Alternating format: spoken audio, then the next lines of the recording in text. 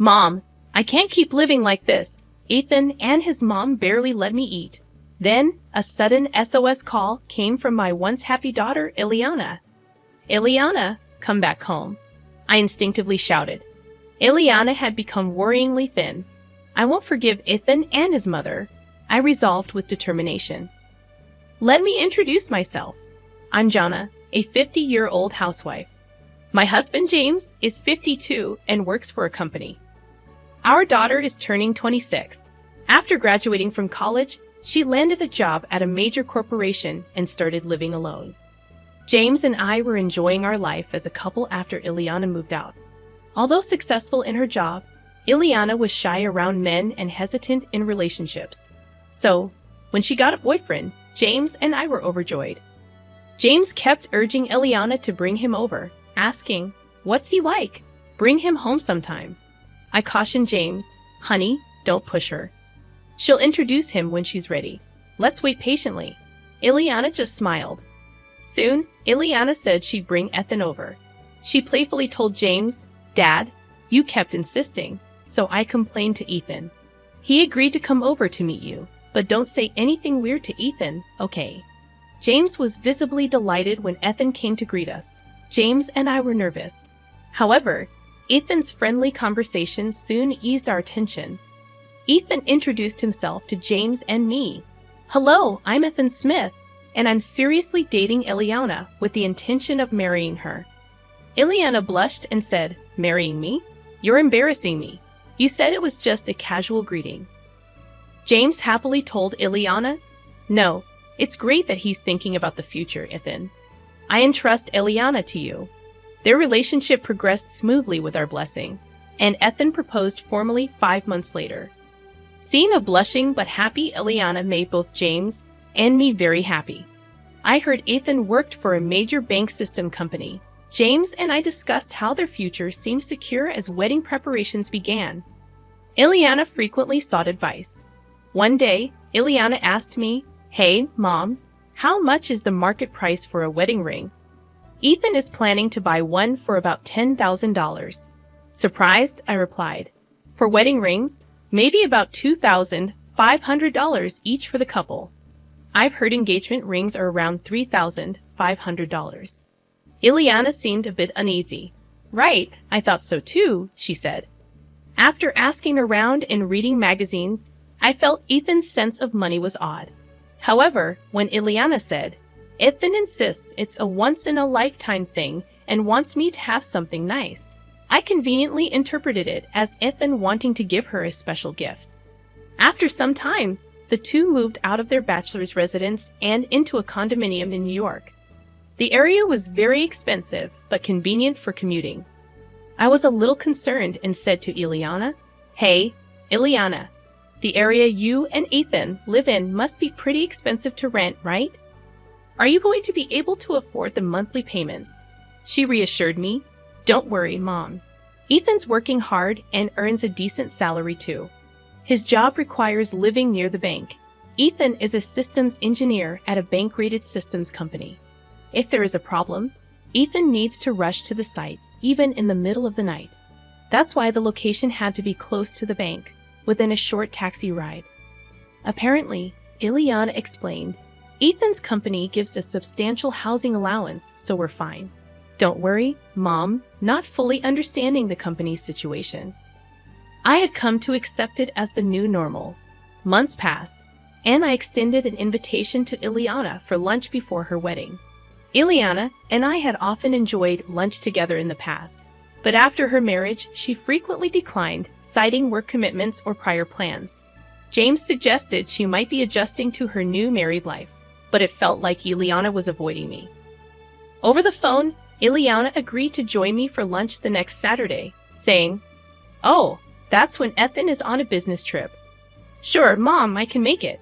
I'll find a place for us." I felt a bit thrilled at the prospect of lunch with my daughter after half a year.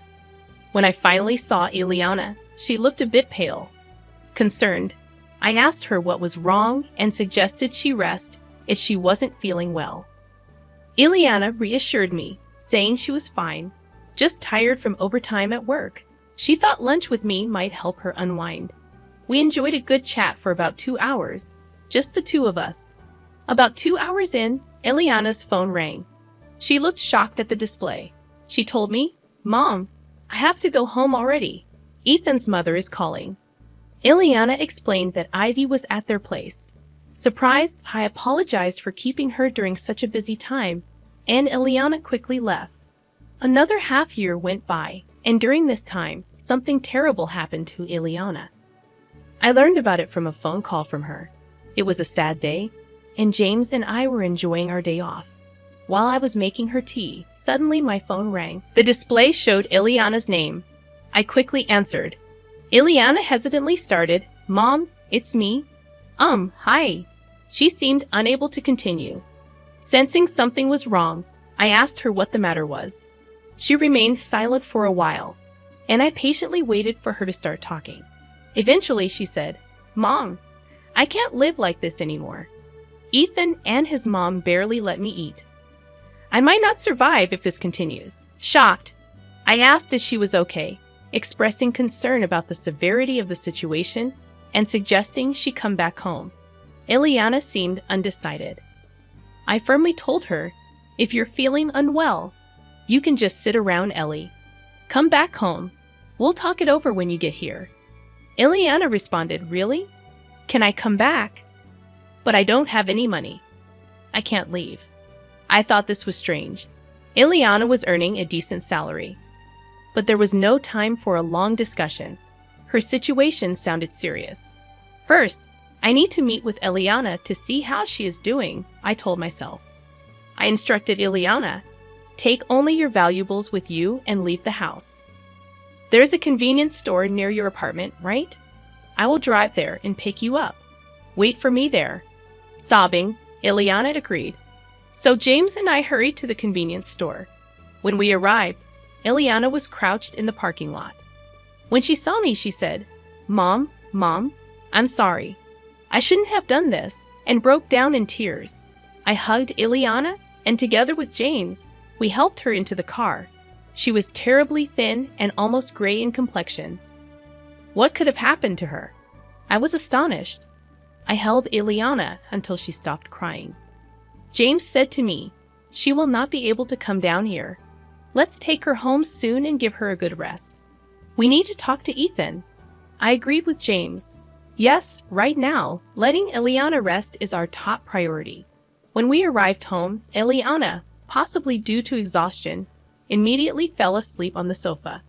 After she woke up, I served her some easy-to-eat food. She ate voraciously in front of us. She must have been very hungry. It was shocking to hear her stories about not being allowed to eat and having no money. I asked Ileana, "What do you mean you're not allowed to eat?" Ileana explained, "My salary is lower than Ethan's, so Ethan and his mom, Ivy, keep telling me to save more." Gradually, my food portions were reduced. I asked, "Really? But you're making the food, right? Because you're a married couple, and you eat the same food, right?" Ileana shook her head, "No. For the past 6 months, Ivy has been cooking Ethan's meals. I'm not even allowed in the kitchen." James asked, "Ivy is in your house. This is the first time I'm hearing about this. Does this mean Ivy is staying there all the time?" Ileana explained that Ivy had moved in with them about 6 months ago, and they started living together gradually. Right around the time Ileana and I had lunch, Ivy had an argument with her husband and came to stay with Ethan for just a week. But then Ethan got mad at his father and told Ivy she could stay indefinitely. I was shocked and glanced at James, who seemed to feel the same.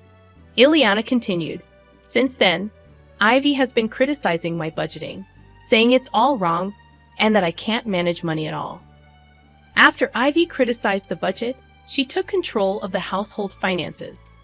Moreover, Ethan did not oppose Ivy at all and instead joined her in blaming me. Now Ivy is controlling Ethan's and my entire salary. Ileana said Ivy saw Ileana's pay slip and demanded she work more, including overtime. I distinctly remember telling Ileana, "Your salary is much lower than Ethan's. Leave the housework to me and consider working more." "How about doing more overtime?" Ethan also chimed in, saying, "Yes, that's right. I agree with more overtime. It's nice to have my mom doing the housework. You're lucky, Ileana. Ivy scrutinized Ileana's pay slips, always on the lookout for unnecessary expenses. Eventually, she found something else to criticize: the cafeteria deductions. Ileana's company had a cafeteria, and lunch costs were deducted from her salary. Ivy told Ileana, "You're spending too much on lunch. I'll make you a lunchbox from now on. Stop eating at the cafeteria." Ileana's attempts to argue were met with attacks from both Ivy and Ethan. Whenever I try to speak up, Ivy and Ethan gang up on me. It never ends up being a calm discussion, Ileana confided. Her attempts were suppressed by Ivy and Ethan. Now Ethan and Ivy controlled all of Ileana's salary, leaving her with almost no money of her own. When Ileana wanted to go to the hair salon, Ivy called it extravagant and reluctantly gave her money. Ivy also complained about Ileana's makeup being too expensive, telling her to buy cheaper products.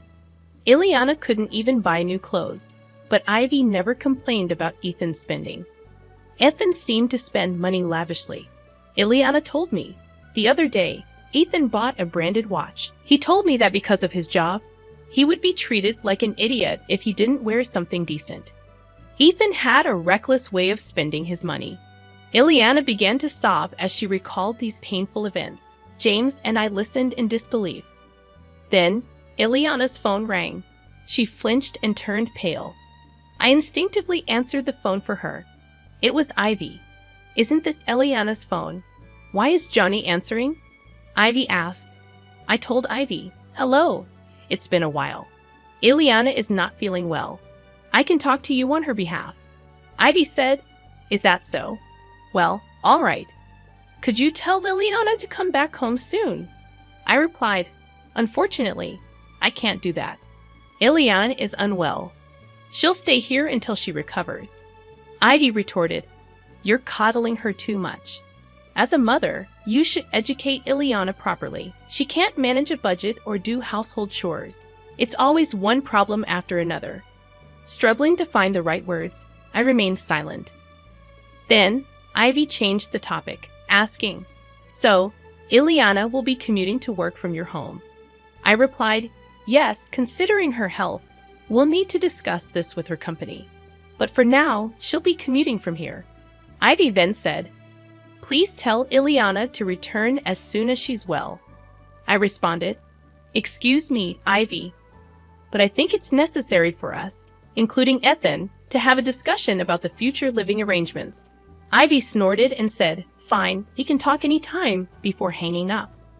I couldn't understand why Ivy was so confident, but at least Ileana was safe for now.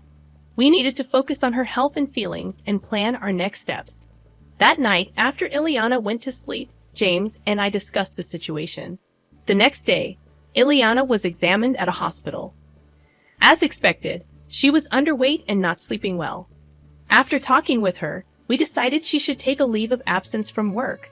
She enjoyed my cooking, saying it was delicious. I asked her, "What were you eating while living with Ethan? What kind of meals did Ivy prepare for you?" Then Ileana said, "My mother-in-law only cooks for Ethan and herself. I always had bread ends from a local bakery. They sell bread ends very cheaply. That's what I used to eat." I was shocked. Ileana had been deprived of proper meals, while Ivy and Ethan ate normally, just bread ends.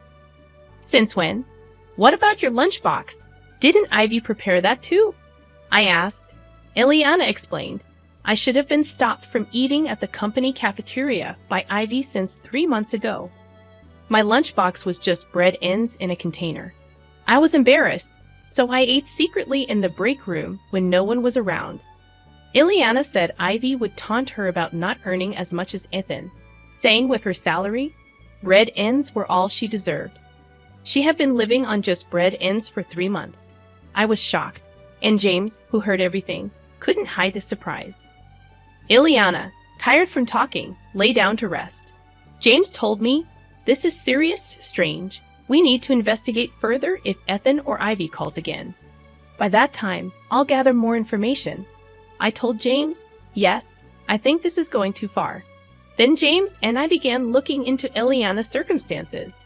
I started by calling her work colleague, who said recently Eliana had been doing a lot of overtime and looked pale. She often declined after-work drinks, saying she couldn't go because of her husband and mother-in-law. James also talked to Eliana's boss. Eliana's boss mentioned, "I've been concerned about Eliana lately because she's been doing too much overtime. She seemed desperate to work." Eliana's boss commented, "Eliana is so conscientious. Maybe she's been pushing herself too hard. I hope she recovers soon and comes back to us." Thanks to her boss's initiative, Eliana was granted the sickness allowance by her company. The allowance was 2/3 of her salary, but we were grateful to receive it. We decided to have the sickness allowance paid into a different account from her usual salary account. 2 weeks after Eliana returned home, Ethan called. He insisted Eliana should be well by now. "Please tell her to come back," he said. When I looked at James, he answered the phone. James humbly requested Ethan, "Eliana is not fully recovered yet. Please let her rest for another week." Ethan told James over the phone, "I guess there's no choice, just 1 more week, okay?" And then hung up. I protested to James, "But she needs at least 3 more weeks to recover, and we don't know what they'll do to her if she goes back." James reassured me, "Don't worry, we won't stick to the 1-week timeline. They treated her terribly, and we have a plan." He then asked Eliana, "What do you want to do? If you want to try again with Ethan, we won't stop you. But if you want to leave him, we'll support you." Eliana, suddenly resolute, said, "I've been thinking, am I really as useless as Ivy and Ethan say? But this isn't right. They're just taking my money. I don't want this anymore. I want a divorce," Eliana declared. James encouraged her, saying, "That's right. You've chosen your path. We'll always be on your side." James shared the information he had gathered with us. We prepared for the possibility of Ethan coming over, ready to handle the situation. 1 week passed, and we didn't contact Ethan. 9 days later, Ethan and Ivy came to visit. When the doorbell rang, I checked the intercom and informed Eliana and James. James suggested, "Let's talk to them directly and settle this." Eliana nodded in agreement. Opening the door, we found Ethan and Ivy glaring at us. Calming myself, I greeted them warmly. "Hello. What brings you here so suddenly?" Ethan demanded, "Why hasn't Eliana returned home? It's been a week. You did tell her, right?" Ivy also chimed in, "That's right. You can't do your chores, you can't do your laundry, and you can't even keep your promise to come home. What a mess you are. Parents and children are helpless." I invited them in, saying, "Let's not talk in the doorway. Please come inside." Reluctantly, they entered. Eliana told them firmly, "I won't return to that house, Ethan. Please, let's divorce. I can't live with you anymore." Ethan threatened loudly, "You think you can just decide that?" But Eliana stood her ground, facing Ethan with resolve. Ivy then berated Eliana. "For 6 months, I did all the housework and supported Ethan, while you neglected your duties." Eliana told Ivy, "It's not that I didn't do the chores. Whenever I did, you would criticize my methods and take over the tasks, didn't you?" Ivy retorted, "How dare you speak to me like that? After making me work so hard, you should be ashamed." Ethan joined in, "That's right. My mother helped because you couldn't handle the chores, allowing you to focus on work." That's when James shouted at them, "What nonsense! You took Eliana's salary and fed her only bread ends. Your actions are the worst kind of abuse." They were shocked by James' outburst. James added, "Ethan, you have been fired from your company. I checked out your employment status. You don't have the power to continue paying the rent on that apartment anymore, do you?" Ethan began to look uneasy. Eliana added, "I didn't know until Dad told me." James continued, "I hired a detective to find out." "Ethan, you were fired 6 months ago for an affair with your boss's wife." Eliana accused Ethan, "You pushed me to work because you lost your job and income." Ethan turned pale and hung his head. James then confronted Ivy. "You have a shopping addiction, and that's right. You didn't leave your home due to a fight, but because you were divorced and had nowhere to go." Ivy lost her composure and turned pale. James concluded, Ethan is being sued for alimony, and Ivy is being chased by debt collectors. They were trying to pass their debts onto Ilana. Trembling with anger, Ilana placed a piece of paper on the desk, saying, "Once and for all, let's divorce. I filled out half of the divorce form. You complete it and submit it to the authorities. We'll communicate through lawyers from now on." Ethan prostrated at Ilana's feet on the carpet, pleading, "Please don't say we should divorce. It was just a moment of madness. I was wrong to hide it from you. You're all I have, Ilana. I'm so sorry. Please forgive me," Ethan pleaded, his voice filled with regret.